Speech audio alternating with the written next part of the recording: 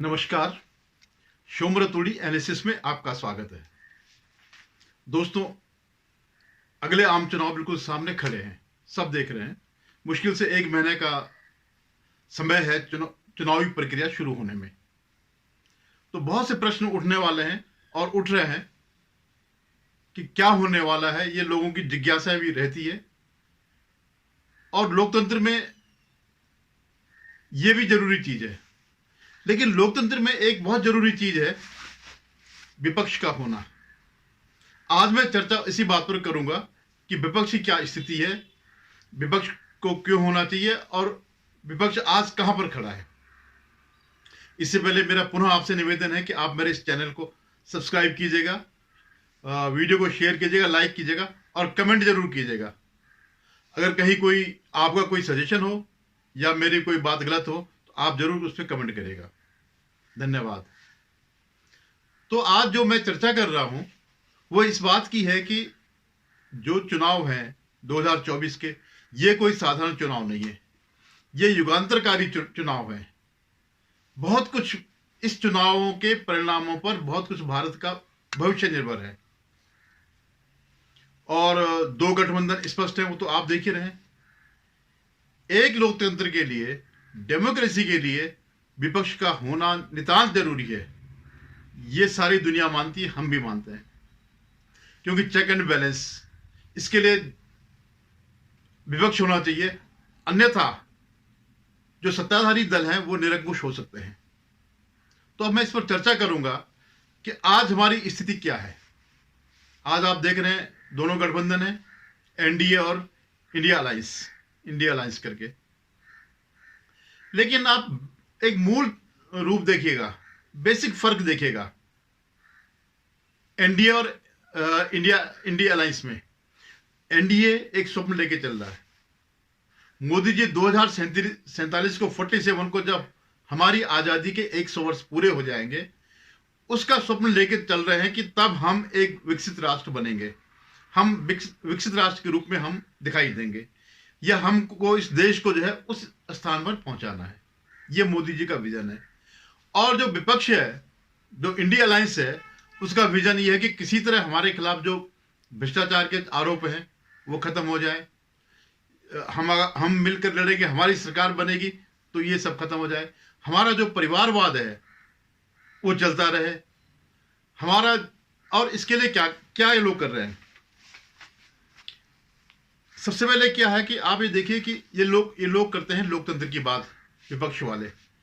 लेकिन स्थिति क्या है, सबको पता है संदेश खाली में क्या हुआ। जो संदेश खाली में नमूना पूरे बंगाल का है, लेकिन कोई भी जो है उसका कंडेम नहीं कर रहा है।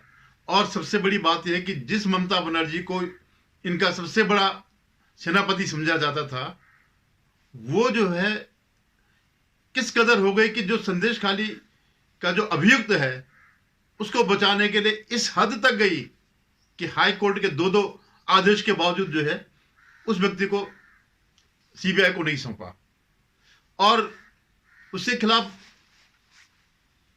43 या 50 करीबन 43-48 एफआईआर हैं। आज के नहीं है, कई समय से कोई कार्रवाई नहीं होती। तो ये लोकतंत्र बचाने की बात कर रहे हैं। यहां कोई मतलब पूरे उसमें सन्नाटा है। इस पूरा गठबंधन में जो इंडिया अलायंस है, किसी के मुंह से जवाब नहीं खुलती है। कोई नहीं कह रहा कि शहजाद शेख को जो है इसको जो है ठीक गिरफ्तार किया और ममता ने पहले क्यों नहीं किया। इस ढंग की स्थिति है। और ये कोई पहली बात नहीं, इससे पहले भी जो है 2021 का चुनाव, जब विधानसभा चुनाव हुए तब भी उन्होंने ऐसे ही किया था।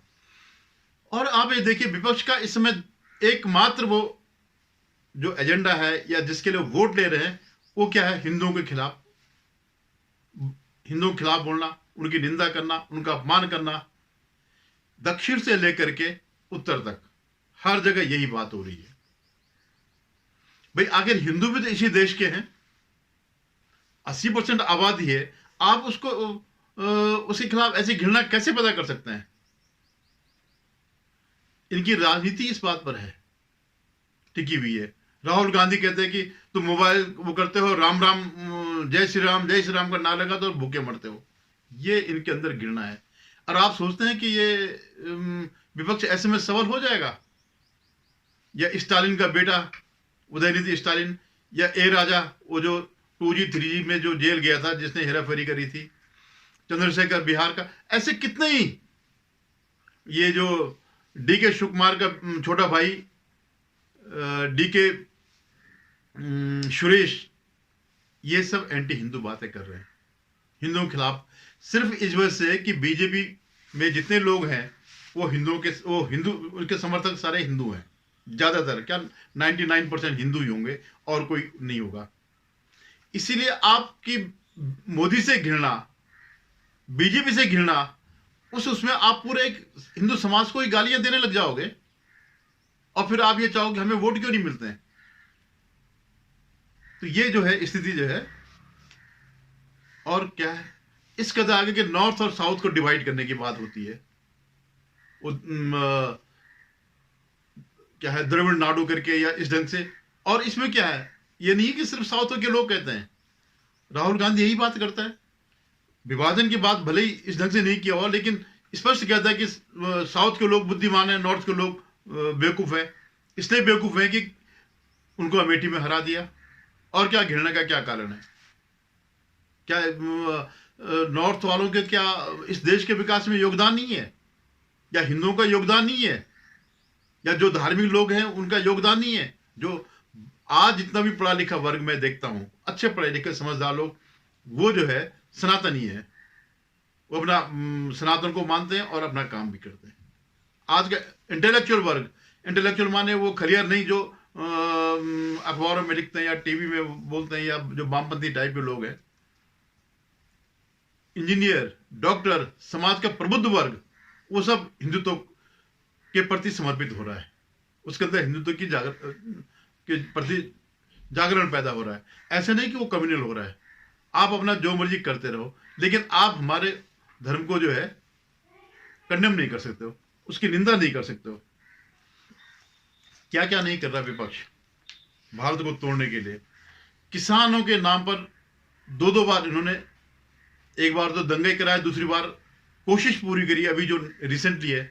अगर आप लोगों ने पंजाब और हरियाणा हाईकोर्ट की कार्रवाई सुनी होगी तो आपको सच्चाई पता चल जाए कि ये कोई किसान आंदोलन नहीं है, ये सिर्फ जो है अराजकता पैदा करने के लिए, वो भी चुनाव से पहले, और वो भी अपने बल पे नहीं, किन्हीं विदेशी शक्तियों के पीछे। इन विदेशी शक्तियां इनके पीछे खड़ी है।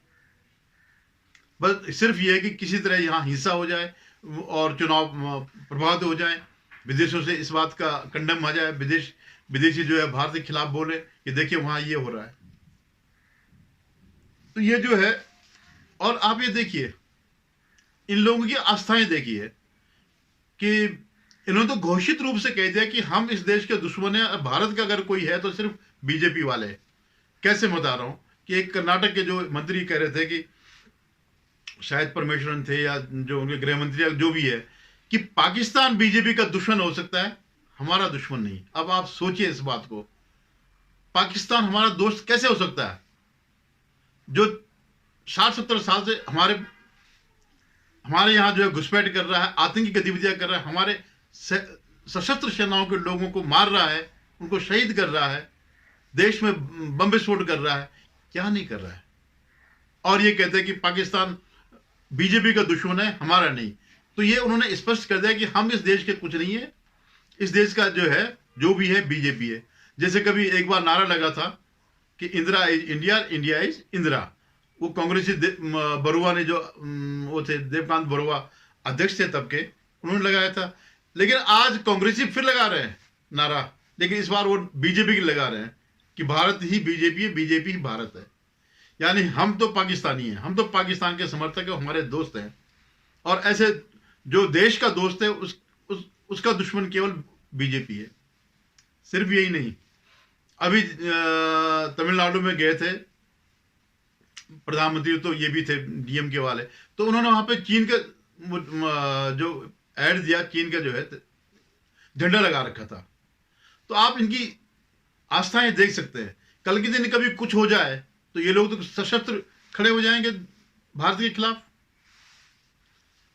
तो मैं ये कह रहा हूं कि जो विपक्ष मजबूत होना चाहिए, वो हो नहीं रहा है। और उसके लिए अब उनको मूल रूप से अपनी कार्य प्रणाली, अपनी विचारधारा में परिवर्तन करना होगा। हिंदू विरोध छोड़ना होगा, भ्रष्टाचार छोड़ना होगा। भ्रष्टाचार भी, क्योंकि इनका एक मेन कारण जो है भ्रष्टाचार है। ये क्या कहते हैं कि साहब वो जो है संस्थाएं संकट में है या संविधान संकट में है। आज तक किसी भी राज्य पर 356 लागू नहीं हुई, जबकि बंगाल जैसे राज्य पर 356 जो है लगानी चाहिए थी। और बीजेपी के कई समर्थक इस बात से नाराज है सरकार से, क्योंकि उन्होंने जो मई 2021 के चुनाव के बाद जो जो कुछ हुआ, हिंदुओं के साथ जो अत्याचार हुआ, जो अनाचार हुआ, जो उनके घर जलाए गए, हिंसा की गई, उसके बावजूद, जो कि 350 के लिए बिल्कुल सही केस था, उसके बावजूद बीजेपी ने नहीं किया। तो कहते संवैधानिक संस्थाएं जो है वो तोड़ दिए। आज संविधान के 4 वो हैं, लोकसभा, विधायिका, ये हो गया, कोर्ट न्यायपालिका हो गई और प्रेस हो गया। आप ये देखिए कि सबसे प्रमुख इनमें से विधायिका के बाद जो है न्यायपालिका है। न्यायपालिका कौन चला रहा है? Collegium system. कोलेजियम सिस्टम में कहीं किसी सरकार का हाथ है? बिल्कुल नहीं। और ये कोलेजियम सिस्टम कहां से आया? ये पहले वही लोग हैं जिनको कांग्रेस भर्ती करती थी कोलेजियम से पहले, जिनको उनको अनुग्रहित करती थी, ऑब्लाइज करती थी। मैं आपको एक किस्सा बताता हूं, एक घटना बताता हूं। ये लोग जो है अभी जो अभिजीत गंगोपाध्याय उन्होंने ज्वाइन किया, और उससे पहले जो ये कहते हैं कि साहब जिस बेंच ने जो है अयोध्या के पक्ष में फैसला दिया, उनके जजों को पुरस्कृत किया गया, जैसे उनको राज्यसभा भेज दिया गया, गोगोई को, और जो नजीर साहब थे उनको कहीं का राज्यपाल बना दिया। बड़ी साधारण सी बात है। राज्यसभा का सदस्य क्या होता है? कोई भी बना सकता है। संजय सिंह नहीं है क्या राज्यसभा का सदस्य? या ये जो है समाजवादी पार्टी ने कपिल सिब्बल को नहीं बनाया? या ऐसे ऐसे लोग हैं जो फेल हो जाते हैं सक्रिय राजनीति में, या वहां जीत नहीं पाते, तो उनको राज्यसभा भेजा जाता है। तो कोई राज्यसभा का पद बहुत बड़ा नहीं है। लेकिन मैं उससे बड़ी बात बताता हूं। एक थे बहरुल इस्लाम जज, गुवाहाटी हाई कोर्ट के जज थे वो, सीजीआई तक बने, लेकिन वो कांग्रेस पार्टी के समर्थक थे। तो वो कभी उनको इच्छा आ गई तो लोकसभा का उन्होंने चुनाव लड़ा, वहां से हार गए, तो उस सरकार ने उनको सुप्रीम कोर्ट में रिजाइन करने के बाद हाई कोर्ट से सुप्रीम कोर्ट में जज बना दिया। ऐसे वो जो है 2-2 टर्म राज्यसभा में कांग्रेस की तरफ से रहे। मतलब इससे बड़ा समर्थन या गलत काम कि आप एक सक्रिय आदमी को ऐसे दे रहे हैं, बिल्कुल कानून तोड़ करके। तो ये जो है इन लोगों का, और इनकी राजनीति क्या है कि लालू यादव भूरा बाल साफ करो। मुलायम सिंह कहते थे कि मुझे और भी गोली चलानी पड़ती हिंदुओं को मारने के लिए, तो मैं हिचकता नहीं। आज सिर्फ एक लात मारने के लिए एक पुलिस वाले ने नमाजी को लात मारी, जो नमाज करता सड़क के बीचों बीच, उस पर इतना हल्ला हो रहा, लेकिन गोली पर कोई हल्ला नहीं हुआ। तो मैं ये कह रहा हूं कि मेरा अंत में यही कहना है कि विपक्ष होना बहुत जरूरी है, लेकिन विपक्ष को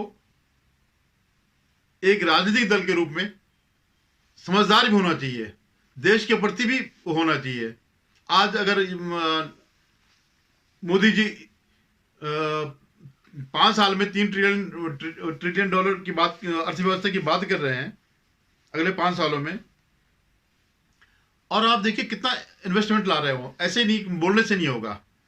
एफडीआई के थ्रू आ रहा है, विदेशी कंपनियां आ रही हैं भारत में निवेश करने के लिए, और उनके साथ एग्रीमेंट भी हो रहा है, टेक्नोलॉजी ट्रांसफर हो रही है। आज हम ड्रोन बना रहे हैं, आज हम कई चीजें जो हम आयात करते थे उसका निर्यात कर रहे हैं। वो चिप्स जो है उसके कई वो आ गई यहाँ पर, जिस चिप्स की वजह से कई गाड़ियां बनी रहती लेकिन चल नहीं पाती। तो कोरियन ताइवानी कंपनी यहाँ आ गई है, और कई जगह खुल रहे हैं। तो ये सोच होती है कि सचमुच आप देश को बढ़ते हुए देखना चाह रहे हो, या सिर्फ नारा दे रहे हैं। जो कुछ हो रहा दिखाई दे रहा है, विश्व की सबसे बढ़ती अर्थव्यवस्था है। तो मेरा पुनः यह है कि जरूर वो लोग विपक्ष को, एक साफ सुथरा विपक्ष, एक ईमानदार विपक्ष जरूर होना चाहिए।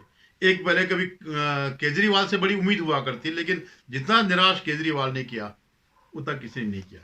धन्यवाद। एक बार पुनः निवेदन है कि आप मेरे इस चैनल को सब्सक्राइब करेगा, उस पर कमेंट जरूर करेगा।